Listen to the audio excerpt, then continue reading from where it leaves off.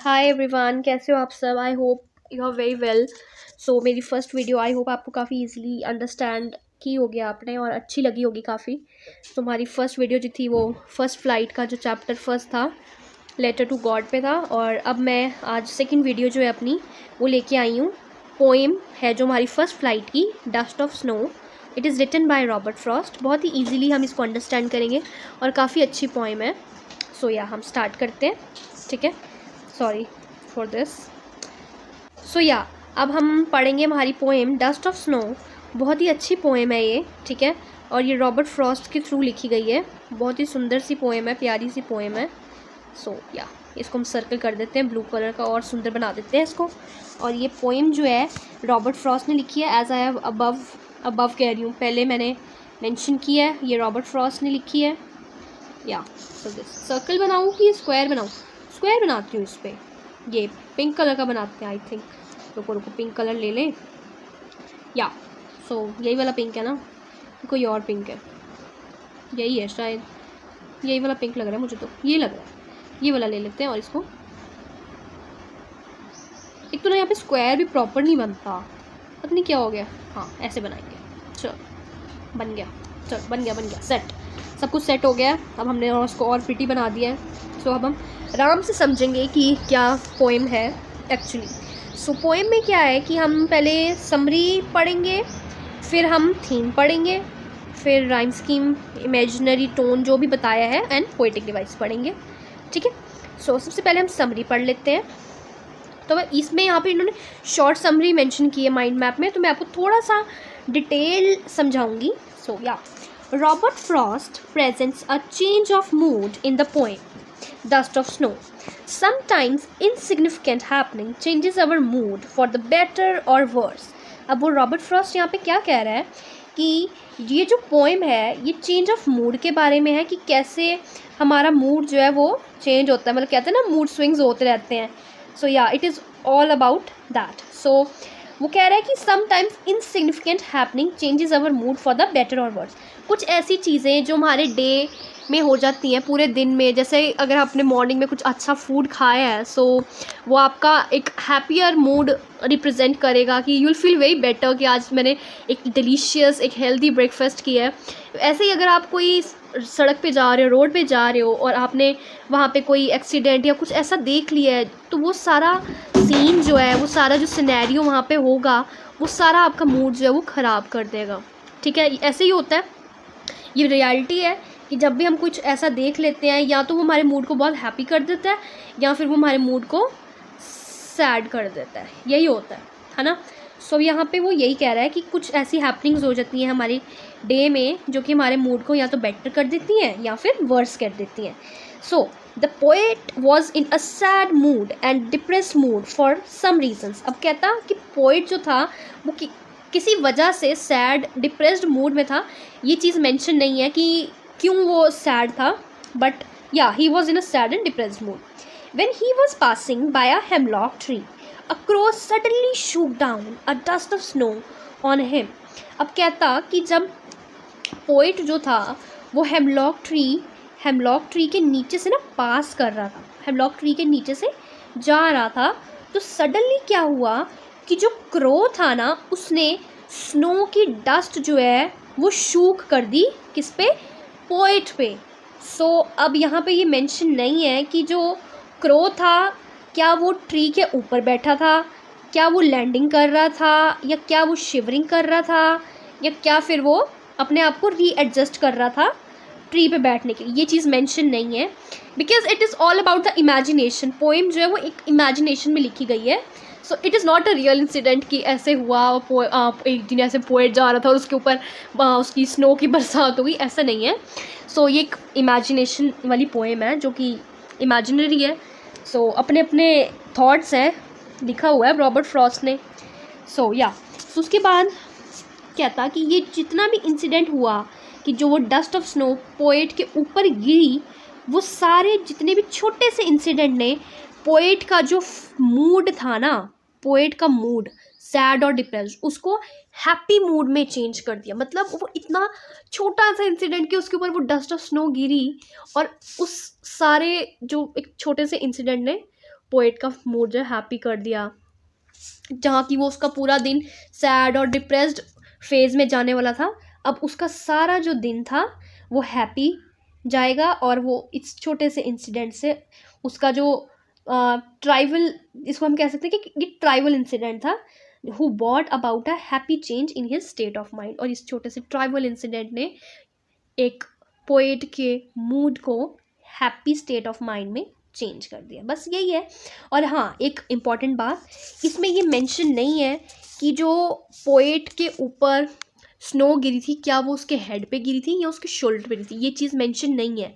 सिर्फ यही मेंशन है कि इट, मतलब कि स्नो की जो क्या कह रही थी मैं, डस्ट ऑफ स्नो जो थी वो पोएट के ऊपर गिरी थी। ये मेंशन नहीं है कि उसके हेड पे गिरी या उसके शोल्डर पे गिरी। ठीक है, मतलब ऑथर जो पोएट है उसने थोड़ा सा रीडर्स को कन्फ्यूजन में भी रखा है कि जो रीड कर रहा है उसकी इमेजिनेशन कहाँ तक जा रही है।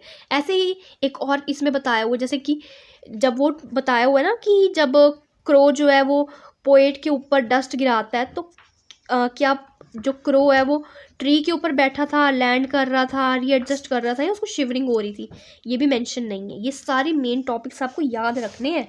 ठीक है, सो काफ़ी इजी चैप्टर है। और हाँ, एक चीज़ मैं बताना भूल गई, हेमलॉक ट्री जो है, हेमलॉक ट्री वो एक पॉइजनस ट्री है। क्या है? Poisonous tree. ठीक है, सो अब हम इसकी थीम पढ़ते हैं। ठीक है, सो the poet feels that small and unimportant things can make a great change in your future. अब थीम क्या है पोएम का? कहता कि जो पोएट है वो मतलब फील कर रहा है, उसकी फीलिंग्स कहती हैं कि जो स्मॉल और कुछ अनइम्पॉर्टेंट चीज़ें होती हैं ना लाइफ में, या कुछ दिन में ऐसी चीज़ें हो जाती हैं, वो बहुत बड़ा चेंज लाती हैं हमारे आगे के फ्यूचर में या आगे होने वाली चीज़ों में। जैसे अब ऑफ कोर्स उसका सारा, पोएट का सारा जो दिन था वो सैड जाने वाला था, उसका मूड डिप्रेस था, कहाँ उसका दिन सारा सैड सॉरोग्रिफ में जा रहा था। ठीक है, और कहाँ जब क्रो ने डस्ट ऑफ स्नो की वो एक छोटे से इंसिडेंट ने उसका सारा मूड जो है वो चेंज कर दिया और वो हैप्पी हो गया। ये भी कोई इतनी इंपॉर्टेंट चीज़ नहीं है। ऑफ कोर्स उसने यहाँ पे लिखा हुआ ना कि स्मॉल एंड अनइम्पॉर्टेंट थिंग्स। ये देखो, सी आई विल मेक यू, ये देखो दिस, राइट। सो ये सारी चीज़ें जो भी हुई, जितना भी इंसिडेंट हुआ, it is only because of the crow, and crow के कारण ही पोएट का जो मूड था वो हैप्पी हो गया। क्रो ही अगर डस्ट ऑफ स्नो ना गिराता तो पोएट का मूड सॉरो और डिप्रेस्ड में रहता, है ना। यही है। सो या, और अब यहाँ पे क्या कह रहे हैं, एक बहुत इंपॉर्टेंट क्वेश्चन बनता है कि who are called the two agents of nature. इस पोएम में टू एजेंट्स ऑफ नेचर कौन है? अब सोचो कि यहाँ पे नेचर के बारे में बात की है, सो कौन से टू एजेंट्स हो सकते हैं? ऑफ कोर्स एक हमारा हेमलॉक ट्री, एक हमारा क्रो। इन दोनों को एजेंट्स ऑफ नेचर कहा गया है पोएम में। अब यहाँ पे वो एक चीज़ और कहता है कि जो पोएट है उसने बहुत ही ब्यूटीफुली जो नेगेटिव रेफरेंसेस हैं, नेगेटिव रेफरेंस मीन्स कि हेमलॉक ट्री एक पॉइजनस ट्री है और क्रो भी मतलब अच्छी चीज़ों के लिए सिग्निफिकेंट नहीं है, क्रो भी अच्छी चीज़ों के लिए डिपिक्ट नहीं किया जाता, अदर बर्ड्स को शो किया जाता है अच्छी चीज़ों के लिए। बट यहाँ पे पोएट ने क्रो और हेमलॉक ट्री को चुना, ठीक है, for negative references, but the poet use them beautifully to portray that inauspicious things can bring joy and happiness to. यहाँ पे उसने, पोएट ने बहुत ही ब्यूटीफुली प्रेजेंट किया कि कुछ इनऑस्पिशियस चीज़ें भी जॉय और हैप्पीनेस जो है वो ला सकती हैं। ज़रूरी नहीं कि जो पुरानी बातें कही हुई कि हाँ जी क्रो बुरी चीज़ों के लिए है, या जो हेमलॉक ट्री है वो पॉइजनस है, तो वो कुछ अच्छी चीज़ मतलब हमारे साथ नहीं कर सकता। अब हमें क्या पता कि हेमलॉक ट्री के और क्या फ़ायदे हैं, ये तो हम of course will study about it, then will get to know कि क्या और फ़ायदे हैं हेमलॉक ट्री के। सो यहाँ पे उसने बहुत ही अच्छी तरह मेंशन किया है, प्रेजेंट किया है इनऑस्पिशियस थिंग्स को, कि ये दोनों, ये चीज़ें भी हैप्पीनेस को, जॉय को ला सकती हैं। ठीक है, सो यहाँ पे यही बताया हुआ है। फिर वो कहता है कि one must not take things for granted and should be open and accept whichever the way nature chooses to bless us. बस वो यही कह रहा है कि जो भी चीज़ें हैं, जो भी नेचर हमें जिस भी तरह से ब्लेस करना चाहती है, हमें उसको अपना लेना चाहिए। वो यहाँ पे बोल रहा है पोएट कि नेचर ने उसको ब्लेस किया है। क्या किया है? ब्लेस किया है अपने वे में। सो वो यही कह रहा है कि हमें भी ऐसे ही ग्रांटेड मीन्स कि one must not took the things for granted, हमें ऐसी लाइटली नहीं लेनी चाहिए सारी चीज़ें कि हमें अपने हैंड्स मतलब कहते हैं ना एक टाइट, जब कोई हमें हग करने आता है तो हमें दिल खोल के हग करना चाहिए, वैसे ही वो कह रहा है कि नेचर आपको किसी भी तरह से ब्लेस करना चाहे आप उसका वेलकम करो, ना कि उस चीज़ को फॉर ग्रांटेड लेके चलो, बस वो ये कहना चाह रहा है। और पोएम काफ़ी ईजी है, काफ़ी आराम से हमने समझी है। अच्छा, अब इसके अंदर क्या है कि जो हमारी पोएम का जो टोन है, किस टोन में लिखी गई है, इमेजिनरी टोन में लिखी गई है, इमेजिनेशन है poem. The poem has an optimistic tone, yes the poet has optimistic tone.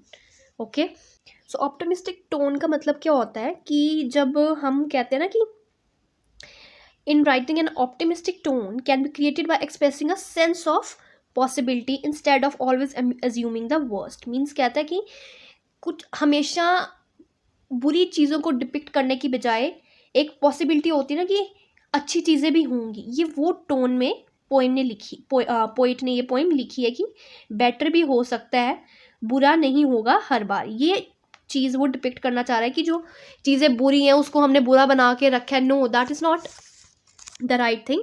उसने ये भी बोला कि अच्छा होने की भी पॉसिबिलिटी, ये जो इनऑस्पिशियस चीज़ें हैं, ये ट्री और ये हमारा क्रो, ये अच्छी चीज़ें भी कर सकती हैं, ना कि हमेशा बुरी चीज़ें ही करें। सॉरी, मेरा थोड़ा जो ये स्माइली है ना थोड़ा ख़राब सा बन जाता है, मैं इसको सर्कल लेके अच्छा सा स्माइली बना देती हूँ, फिर तुम लोग कहोगे कि गंदी सी स्माइली बनाई है। ये देखो, ये देखो मेरी drawing, sorry my drawing is worst, या सो अच्छी चीज़ें भी हो सकती हैं, ना कि हमेशा वर्स्ट ही हो। सो या ये देखो बेचारे का मुंह ही मैंने कैसा सा बना दिया है, वर्स्ट चीज़ें हो, ठीक है। बस ये इमेजिनेशन बताई हुई है, ठीक है। उसके बाद थीम मैंने बता दिया है। So rhyming scheme follows A B yeah so we can say, so yeah A B है राइमिंग स्कीम दिस। और अब हम इसके पोइटिक डिवाइस पढ़ लेते हैं। सो सिम्बोलाइज्म है और एलिट्रेशन है।